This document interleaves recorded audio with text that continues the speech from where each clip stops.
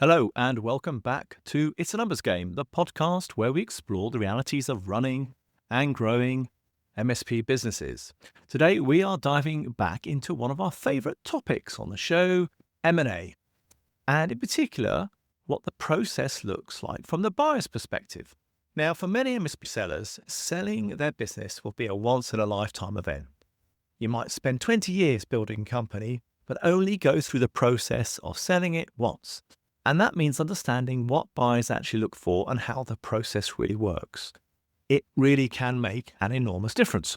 So to help us explore this, today we are joined by David from Flotek.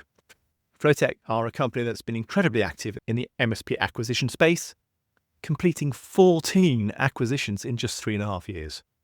So in this conversation, we're going to talk about what makes an MSP attractive to a buyer, how acquisition opportunities actually arise, the importance of cultural fit and alignment, what happens after the deal is done and when the integration begins, and why valuation is only part of the story when it comes to selling a business. There really is a huge amount of insight in today's episode for anyone thinking about buying, selling, or simply building a more valuable MSP.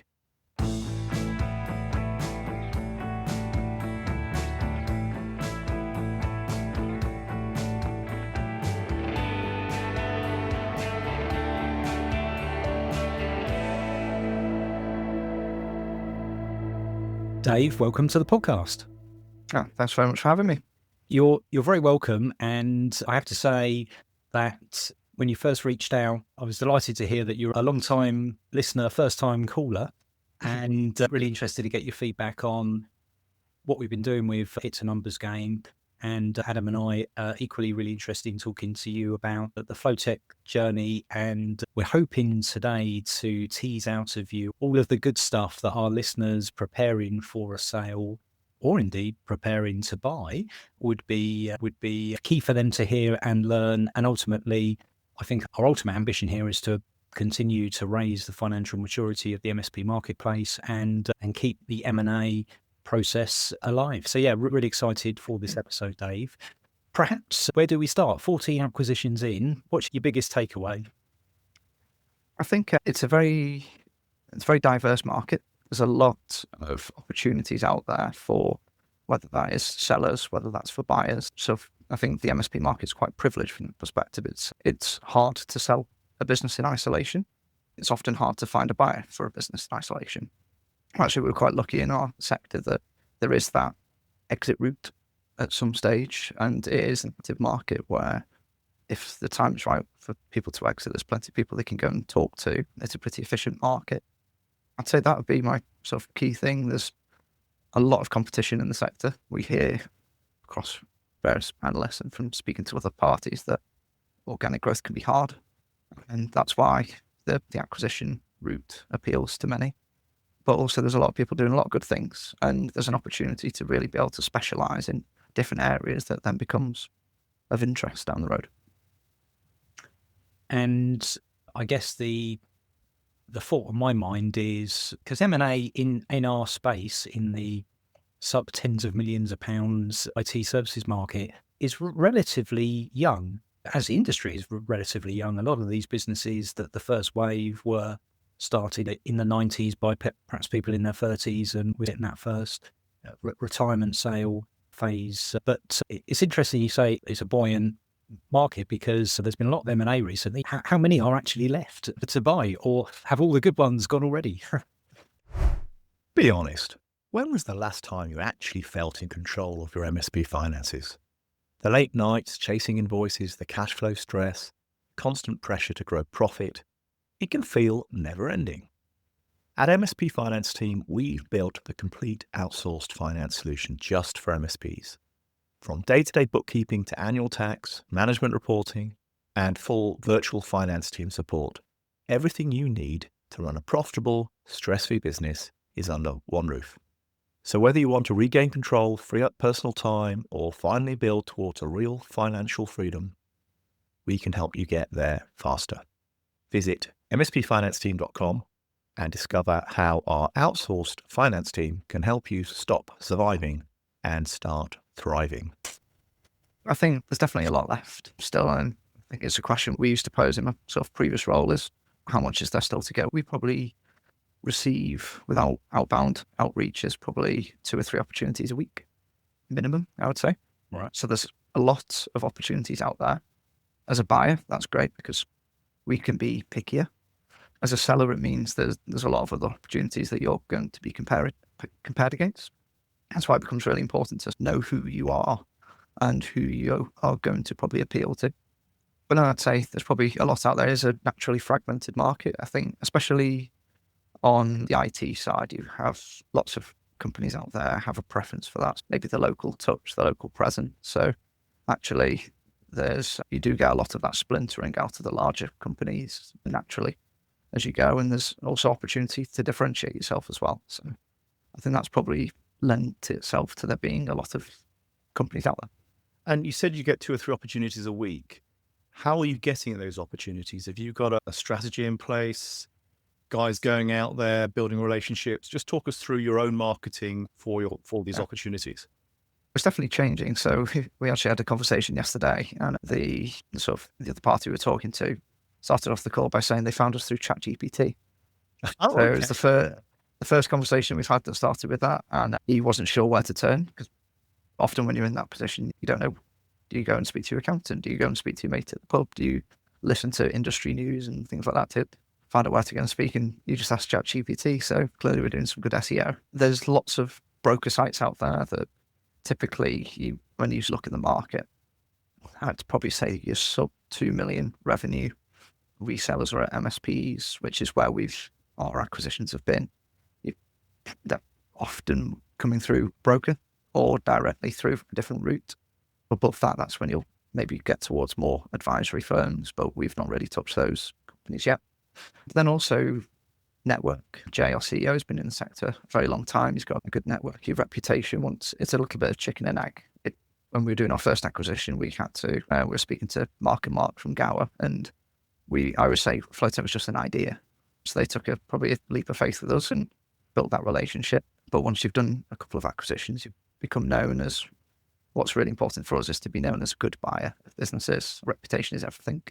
Whilst it's a big market, it's a small world. And then also suppliers. Again, it's a competitive market.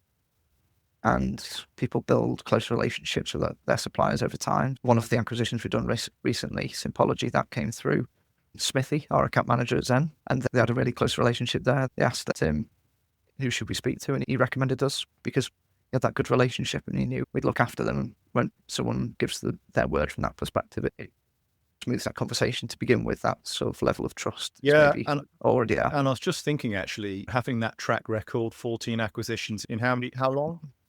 3.5 years. 3.5 years. So there's not that much that you haven't seen, quite frankly, around this process.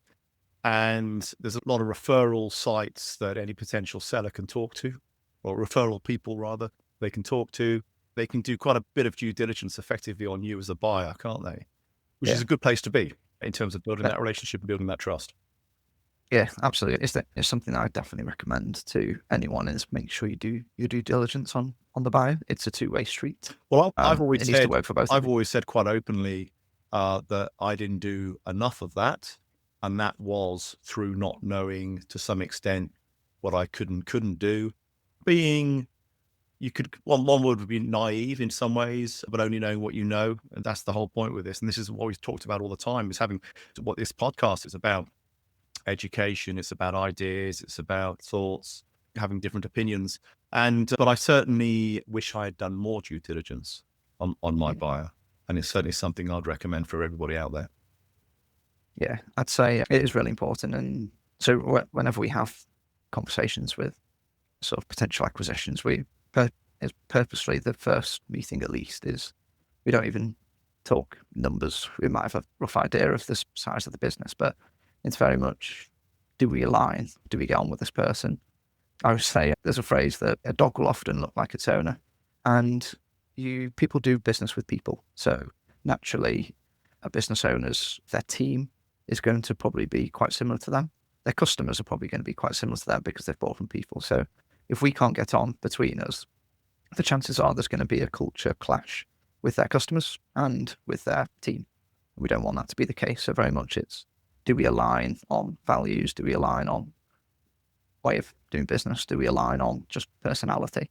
And if we do, and we can see ourselves working with them, then that just makes the whole process a lot more achievable, really. I love that phrase, dogs looking like their owners, and I may borrow that. And I guess that probably takes me on to one of the particular areas I wanted to focus on, which is the sort of characteristics that you particularly look for, perhaps outside of the character of the seller, and perhaps some that you think would be more generally applicable for our audience to think about and work on. Yeah, absolutely. It's a really good question, because I think depending on the nature of your business, it will change, and depending on the buyer, it will change. For us, it's very much we're after stability. Growth is great, but we know where we play in the market in terms of acquisitions. So if I was going to generalize the acquisitions we've done, they've been stable, cash flowing businesses working with a stable customer base, loyal customer base over a period of time. And that is what we've tended to look for. But equally, depending on the circumstance, if you're blowing the lights out in terms of your organic growth, the key drivers of value will always be size, rate of organic growth, probably product set and customer set as well is becoming increasingly like a core focus. So we very much, when we would look at an acquisition, we'd look at geography as well. Where do they sit in the country? Where would they fit into our company? Where do they align in terms of product? So we've done acquisitions when we did our very first acquisition, Gower, we knew we wanted to be a technology business. We didn't want to be an IT or a comms or a print or whatever business. We wanted to be a technology business. So we wanted to start off that IT base. And we've done acquisitions. So a year ago, we acquired a company called Microshade. We wanted the private cloud hosting product. That was a gap in our product set, and that was the driver for that acquisition. But then similarly, others will be, we want more of the same. It's scale. And then also, do we align in terms of product vendors? We don't. A key driver of everything that we've done since day one has been thorough integration. And I think if we go back to the first question, since what you've learned is it's quite hard to do a deal in the first place. It's a lot harder to then integrate. And we've had a sort of relentless focus on integration. And that's just been that's been our style. That's been how we do things. We like to have alignment, which makes it easier for our team to support. It makes it easier for account managers to account manage. And also you get the benefit then of scale with your suppliers. You get the ability to have improved commercials and build that relationship when you're bringing that scale and that growth to your vendor partners. So you have a tech stack, essentially, you're talking about that you want alignment on. So that's some kind of filter on the market. You are then prepared to pay a little bit more for that ideal fit? Yeah. And again, if I was speaking to someone and saying, what should you try and do if you're looking to sell your business, is get an idea of where do you align? Because naturally, we want to integrate this business into ours. The closer we align, whether that's on typical customer size, whether that's on product set, vendor, that all helps. So on the one side, if there isn't that alignment, then it's an opportunity for us to go and convert it. But if there is that alignment, then it just fits neater into our business. So our focus on that has probably changed as we've got. Early days, scale was more important. And we did have a collect them all suite of phone systems across our business. But because we've had this focus on alignment, now we've got 80% of our users are all using the same, or using our VoIP products. Virtually all of our IT users are using our preferred products. It's been a massive focus. So if someone aligns with us, if we've got a Kaseya partner, we know that we align there, then naturally there'll be that closer fit. I think what I'd probably also say is product is quite a personal thing as well. And what it's hard to prepare for as a seller, it's a very emotional process, like before, during, and after. And part of that, it will come down to product as well. It probably will be an emotional thing if a buyer comes along, and we always say that we want to listen and learn from acquisitions, but also it's important to align. And you won't always like the fact that we want to change the AV or the EDR or your email threat protection product, because it is a personal choice. So where you have that alignment, again, it makes that emotional part of the journey that bit smoother as well. So the lesson there to anyone listening is don't get too attached to a particular product or vendor. If they are planning to sell to you now, if they were planning to sell to you 2 years ago, it might be different though. So there's always circumstances, scenarios, situations for buyer and seller, and I guess that to some way the planets need to align. Yeah, if you can do that over a period of time, it naturally helps.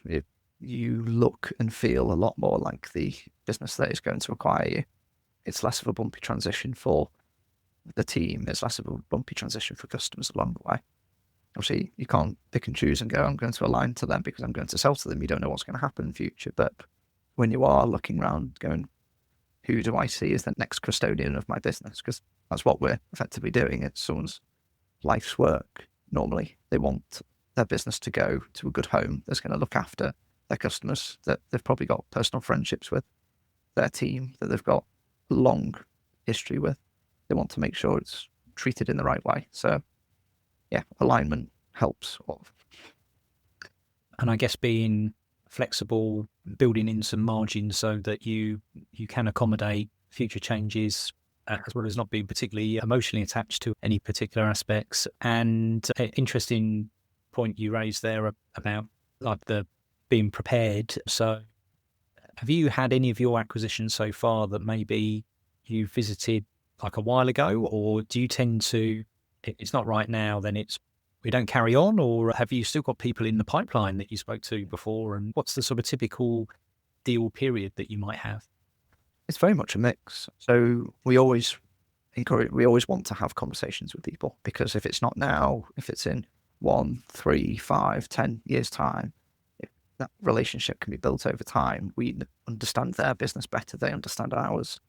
They can get answers on what does a Flotek process look like? What's our view on the world? And you can have those conversations as you go. You're not committing to doing anything. You're just figuring out. It's like dating. You're trying to figure out who looks like the right person long term. So we've very much had a bit of a mix where some opportunities have come across our doorstep and we've converted them very quickly. There's been some, except the private hosting business, that we met them before we even started, before we even launched Flotek, and that came around 3 years later. A company called Colbeck we acquired in August 24. They were marketed a year before we made an offer, and they carried on marketing the business. They wanted to run the business for a bit longer, then came back a year later and then wanted to pick up the conversation again. So it has very much been a mix, and we're very open and transparent as a business in the way we do our processes. So what can be very hard to do when you do go, right, I'm going to sell my business, is there's the fear and trepidation of, I'm going to go out to market. What are people going to say? What are people going to think? Am I even going to get an offer? And often we'll find ourselves in a process where we will make that decision maybe quicker than another party and give someone that bit of clarity. And sometimes it won't always be the number they want to hear, but at least they've had someone be honest and be open and say, this is how we would do it. So actually, some of the acquisitions we've done, we've had that conversation. We've said, if this is your number, your business needs to look like this. And they've come back a year later and gone, I think I'm ready. Or equally, we've done ones where they've said, well, actually, I want that line in the sand. Can we structure a deal where we can become part of Flotek and get the benefit of integrating and grow our business to here and be rewarded for that? And we go, yeah, great. So it is very much on a case-by-case basis, and just be open to. I wanted to get into the weeds a little bit on the integration side. So what happens post-sale? So you've done 14 of these, you had 14 owners. What's happened to the owners? What's happened to the staff? What have you centralized? What do you keep local? How have you pulled together a strategy around reducing churn and holding on to those clients who have been used to a smaller MSP looking after them, and now they've got a multi-million-pound monster? How do you solve all of those problems? Very good question. We have a lot of integration calls. That's one of the answers. I think we were quite fortunate when we went into this. Obviously, Jay had sold a business before, and Malcolm, our MD, was heavily involved in a very successful buy and build in our sector, and had seen integration done very well. And there was a real there was a recognition between us of the value of doing that well. So from day one, we had that focus that we wanted to be an integrated business. We want to be one business. So I think having that focus, not underestimating the task. And I think you probably find your style of going about it, and it's not always going to be the same. No acquisition is the same. And I think you've got to trust your judgment. You've got to be firm. Not every decision you make will be right. Not every decision will be liked at the time, but I think over time we build the trust of a team that we continue to make the best decisions longer term. I think in terms of strategy, I think one thing that's been core to us since the start, we wanted to be an office-based business.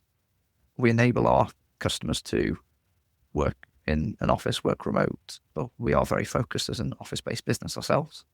And we wanted to do that. A big driver of that was the culture side of things. And I know it can be seen as a buzzword, but it's super important. We get referred to as the Purple Army, which I think it was a competitor of ours that said it in the first place. We were like, oh, we like that, we'll adopt that. But I think it's really important because it gives everyone a sense of identity and togetherness. And it does bring it, when you do 14 acquisitions, you're bringing together 14 cultures. So actually a really important thing is to align everyone to that, to settle the nerves day one. So every acquisition we do, I think, big or small, we treat the same. And we have dedicate the same thoroughness to the process before and after, which I think is very important. And so day one, we will go in and we will have one-to-ones with the whole team, reassure them that we're not here to strip the business. Your job is safe. I think the advantage now of having done so many acquisitions is we have so many brilliant case studies of people who've joined the team and developed through there. So Gower, our first acquisition, Mickey he wore many hats in that company, as people often do in small companies, involved in a bit of everything.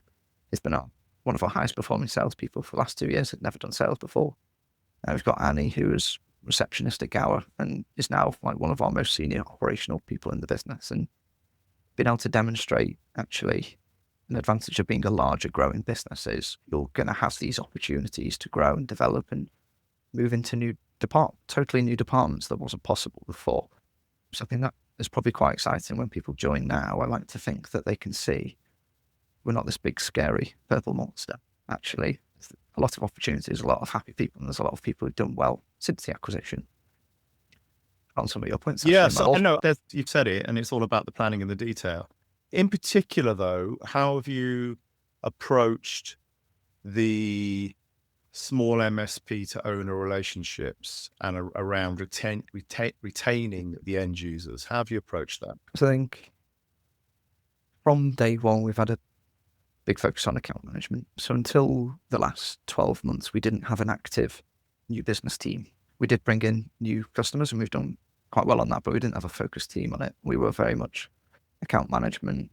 And that was because early days, a lot more of our customers had come from acquisitions. And similar with members of the team, there is that apprehension that as a customer, everyone's been through a poor experience before and is probably quite nervous that they're going to go through the same. So it's very much educating. We want to be very active, educating them on who we are, what we now offer. Often becoming part of Flotek means they've got access to a wider range of services, better commercials, hopefully we like to think an easy way of doing business with us. They don't get Mike on the service desk anymore. You know, that now it's there's 100 guys on the service desk. Oh, what's that? Is something else has changed? And maybe price. Presumably some clients you took on, you had to address pricing to some extent. Yeah, no, absolutely. And I think it's about, sometimes you just got to make those calls. Sometimes they're not always the easy calls to make, especially when it comes to commercials. I think it's interesting the comment you say about that relationship the customers have with that smaller IT business, because it's definitely a thing. And I think our approach is probably evolving on that, I'd say. The reason I put it out there is because I think it's a genuine challenge. And I think an 18 million, 20 million, whatever you are, revenue business versus a 1-2 million is a different animal, and it's a different structure. It's got different aspirations. It's going to be a different company to work with. And I think one thing we say is we might not know when your daughter's ballet class is, but we will be very focused on everything that we can do to protect your business, to improve your business, to give your business the opportunity to grow. And sometimes that just isn't what company wants, and they do want that close relationship, and that's fine. There's plenty of business out there for everyone. We don't like to lose a customer, but also it's got to work both ways. It's got to be someone we want to work with, and we've got to be someone they want to work with as well. We can't be everything to everyone. So there'll be positives and there'll be negatives along that way. And all we can do is, I think we very much want to smother our customers with a positive service experience, whether that is from an account management perspective or a service perspective. One thing you do get with that large company is you're going to have access to more experts. In a smaller business, you do have to wear multiple hats and you have shared knowledge, but actually a larger business, there are other benefits to it as well. And I think it's trying to make that experience as seamless as possible. We are very careful with that. Normally, if I was to say on average now, we would probably, on a typical acquisition, look to integrate service from about month 6 to 12, and we will do it very softly over time in stages. So it's not just a rip off the plaster, it's a phased approach, and actually it feels a bit more natural by the time it is fully switched over. Because especially on the IT side of things, you're going to have a lot of touch points with those customers, and we won't get it right all the time, but we can always learn, and we have a relentless focus on that. And I think you've got to maintain that. I think one thing we always say is, got to come back to our why, and it's very easy to make decisions in the business and forget why you're making them. Actually, what is going to be the impact on that for the end customer? I think if you keep that in mind, then you'll continue to make the better decisions. And I think we've been through it 14 times. We've, like you said, if there's a mistake, we've probably made it, but we've probably also corrected it and improved on it and iterated on it every time. We're already, it's just whizzed by, but we're already nearly at our sort of target episode length. We're going to have you back for another episode, maybe even 3 more, because there's loads more questions I've got for you. And perhaps one of the final things we can touch on, as we've been talking mostly about the sort of deal flow type processes, just a few words from you in terms of valuation. Clearly an emotive topic in an emotional situation for the seller, but let's try and provide some guidance, whatever you can offer.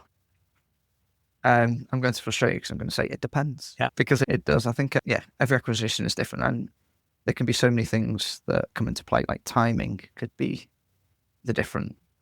one of the biggest. You spend 20 years building your business, and one of the biggest impacts on your valuation could simply be timing. If it's the right business at the right time, that acquirer might be seeking investment, or maybe they've just raised funds, or maybe they're looking for your particular geography and sector, they will be able to pay more. I think if you run a competitive process, you will naturally have more offers and be able to generate better valuation from that perspective. But it's also, what I would say is for people to not get totally fixated on valuation. Structure is just as important. And I think if I was to categorize a lot of the acquisitions we've done, it's not always wealth maximization, but wealth preservation is a very important part. So actually finding a buyer and a structure that can give you certainty on what's going to be the outcome is just as important as trying to maximize evaluation as well. So I'd say don't get fixated on valuation, because you could easily get led astray on that. Sort of a bit like a politician, not really fully answering your question here. I think the higher recurring that you have, the better contracts. Contracts is super important. It's great that someone's got 30-day contracts and none of the customers leave because everything's great. That's wonderful, but your business won't be worth as much as someone who has 1, 2, 3-year contracts. Because of alignment on vendors, if you serve a weird and wacky vertical or have a weird and wacky product, that can be great in isolation and it might work for some acquirers, but you're probably just narrowing your pool of people who will be interested. So it depends. I feel like I've dragged you across the coals sufficiently there. Maybe we've warmed you up for the next episode. Might go a little bit further on the topic, but Speak to Paul Billingham at night. He'll help you out. That's what I'd say. Exactly right. A former guest of the show, that's I think that's all really interesting points, and especially the value versus structure, bird in the hand, two in the bush. Yeah, really wise words there. And I think the other thing that you said there that's particularly prudent to giving the maximum options for the seller is to have cultivated more than one bidder. And if you can get all of those bidders in at the same time, then even better. But actually, again, your point about timing is really interesting. So yeah, we're definitely going to have you back again. Before we wrap up though today, if anyone can't wait for that next episode and they want to carry on the conversation, how best to get in touch? Probably say through our website, or if you contact myself or Jay, LinkedIn will always be available. And like I said, always happy to have that confidential chat and help someone understand what their options are. Even if it's not with us, we're always happy to give that guidance. Very good. Final thoughts from Adam? No, really great talking to you. We absolutely could talk for hours and hours about this. And I love our sort of acquisition episodes because for most owners out there, it's the once in a lifetime. You don't generally get to do it again for most owners. But this is gold dust, really. Having guests like yourself on, talking about the reality of the process and what they look for and what it looks like. This is what owners who are looking to sell their next 3 to 5 years should be doing, I think. And picking up the phone and having a half an hour conversation with you, because I think that's the way to do it. Absolutely. Couldn't agree more. Very good. Dave, thank you very much for joining us today. A really great episode, and look forward to welcoming you back in the very near future.